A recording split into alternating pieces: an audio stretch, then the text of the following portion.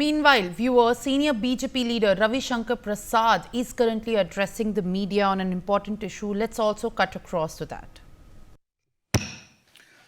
मित्रों नमस्ते, आपको दिवाली की बहुत शुभकामनाएं और क्षमा के साथ कि दिवाली के अगले दिन हमने आपको डिस्टर्ब किया, लेकिन ये विषय इतना महत्वपूर्ण था कि आपसे बातचीत करना जरूरी था।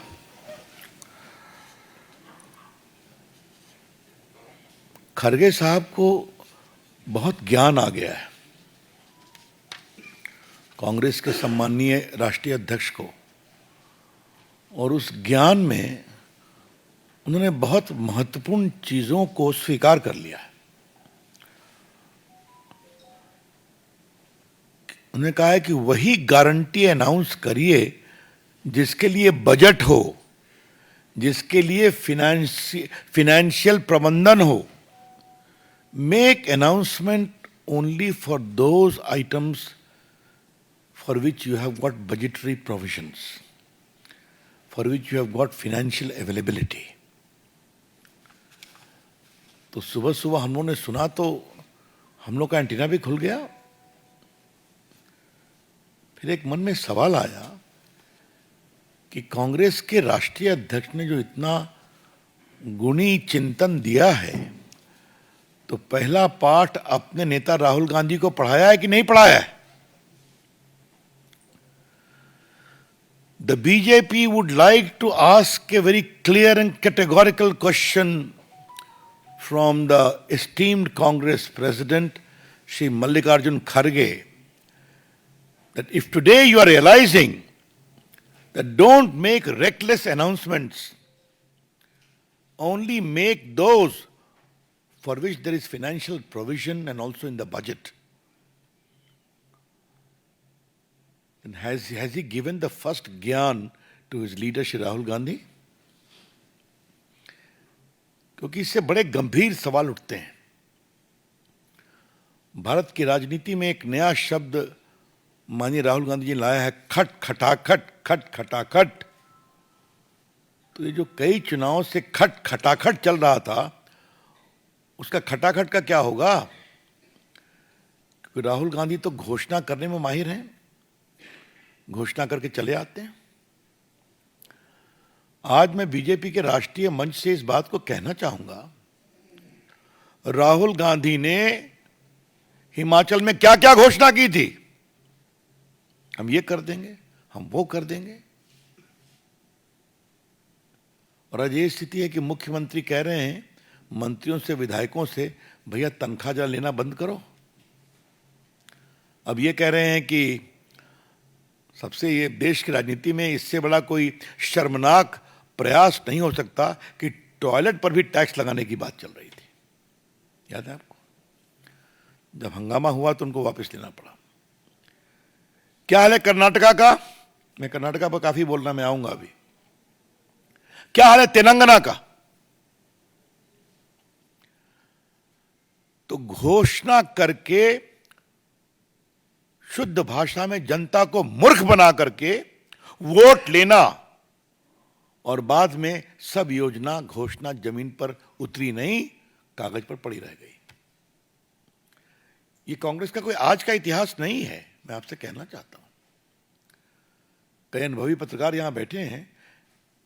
गरीबी हटाओ की घोषणा तो 71 में हुई थी ना? गरीबी हटी क्या? एक उनका रिकॉर्ड है, बस घोषणा करो, कोई पूछने वाला है नहीं। कर्नाटका की थोड़ी बात आपको हम बताना चाहते हैं। कर्नाटका में तो साहब कमाल है कि 5 गारंटी की घोषणा की थी। सभी परिवार के मुखिया को 2000 रुपया मासिक देंगे, सभी घरों को 200 यूनिट बिजली देंगे, स्नातक युवकों को 3000 रुपया देंगे पर मंथ बेरोजगारी भत्ता, प्रति व्यक्ति प्रति माह 10 किलो चावल देंगे अन्य भाग्य में। अब क्या हो रहा है आपके सामने है। अब ये स्थिति है कि बस जो फ्री बस देना था उसको भी रिव्यू करने की बात हो रही है।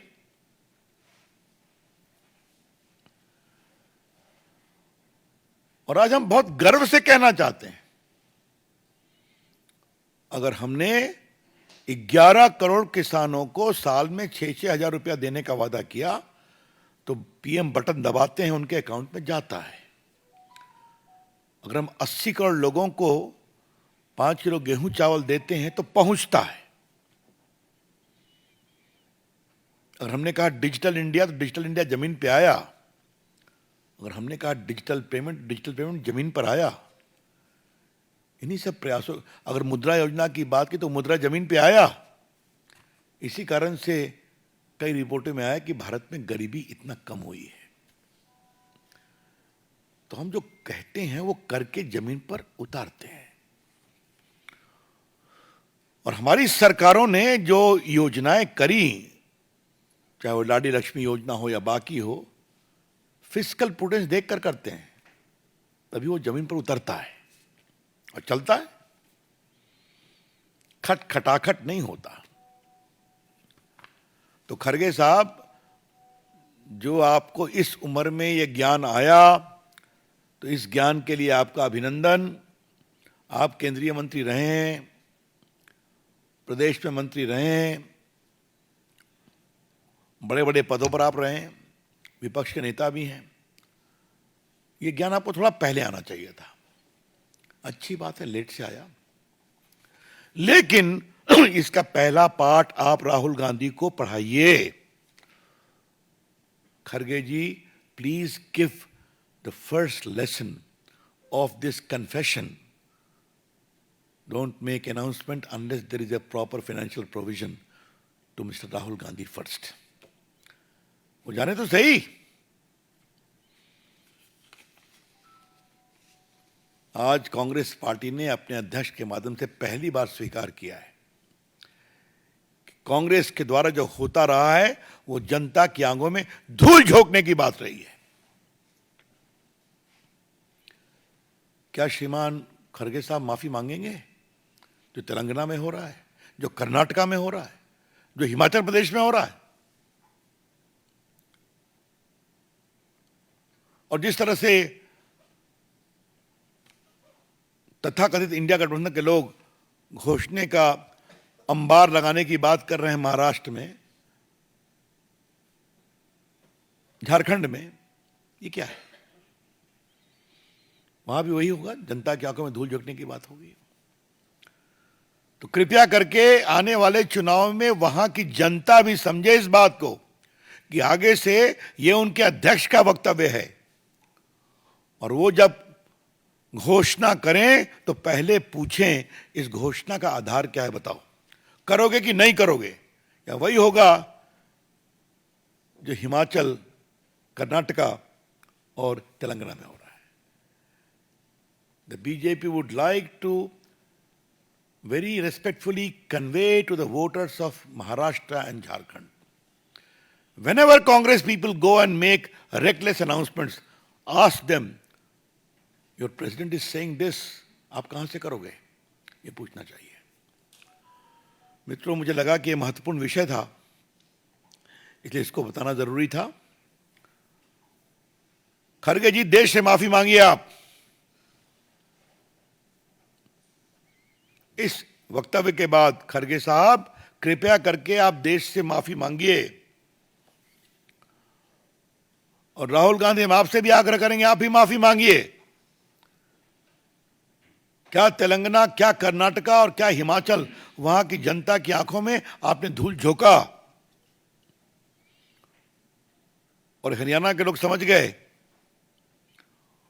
और जलेबी के मैन्युफैक्चरिंग की बात बताई गई, फैक्ट्री में जलेबी बनेगी, उससे और भी समझ गए। तभी तो देखिए रिजल्ट हुआ ये। जब ये आपने स्वीकार किया है तो कांग्रेस की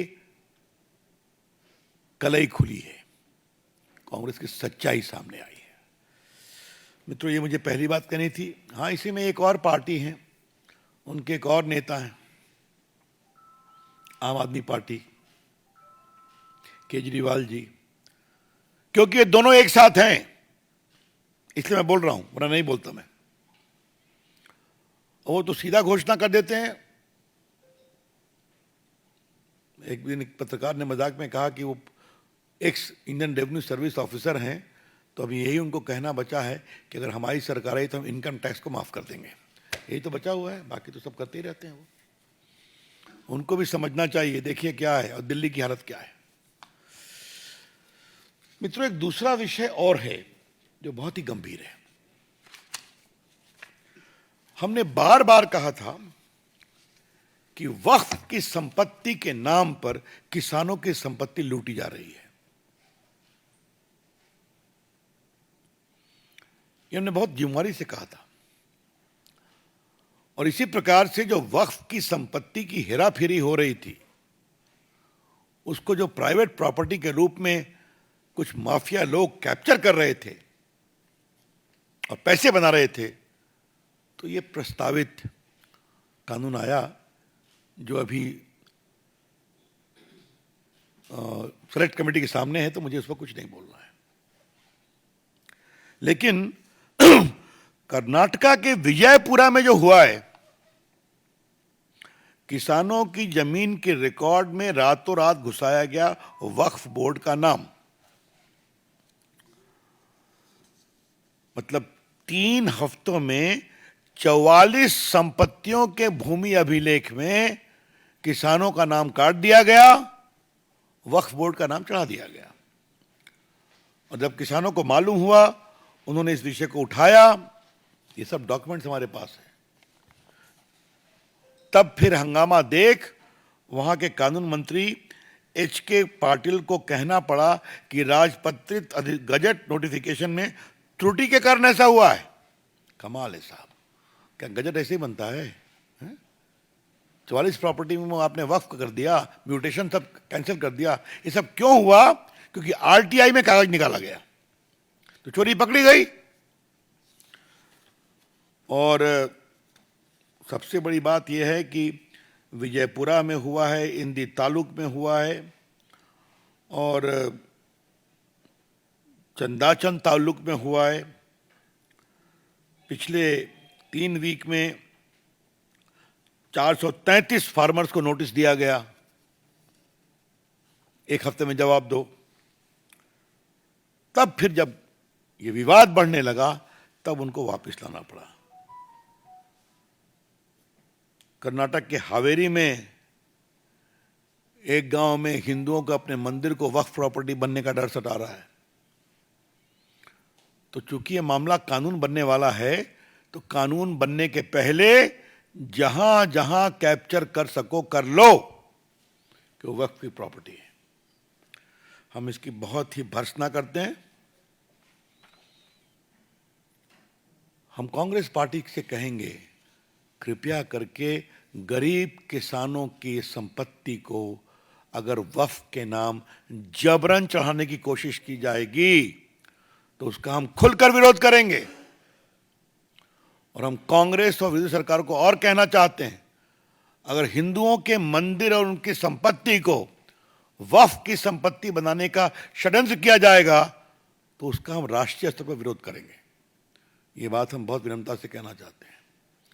The BJP would like to say it very emphatically that if the Congress government for vote bank politics will seek to convert the lands of private farmers as Waqf property and the lands of Hindu temples and Hindu temples also as a part of Waqf property, this shall be opposed tooth and nail. Congress को हम सावधान करना चाहते हैं और विपक्षी की सरकारों को, क्योंकि वोट बैंक के नाम पर कुछ भी कर सकते हैं। तो मित्र, ये 2 महत्वपूर्ण विषय थे। क्वेश्चन लेने के पहले एक पीड़ादायक समाचार आपको मुझे देना है। Vivek Debroy prime minister economic advisory council के अध्यक्ष थे। बहुत ही नामी अर्थशास्त्री थे, मेरे अच्छे परिचित थे, मित्र भी थे। और भारतीय संस्कृति, भारतीय संस्कार, भारतीय अध्यात्म, भारतीय गीता पर भी उन्होंने कई किताबें लिखी थी। गीता पर और अर्थशास्त्र पर तो लिखी ही लिखी थी। तो उनका देहावसान हो गया, बीमार थे, बहुत दुखद है। हम अपनी बहुत संवेदना उनके लिए प्रकट करते हैं।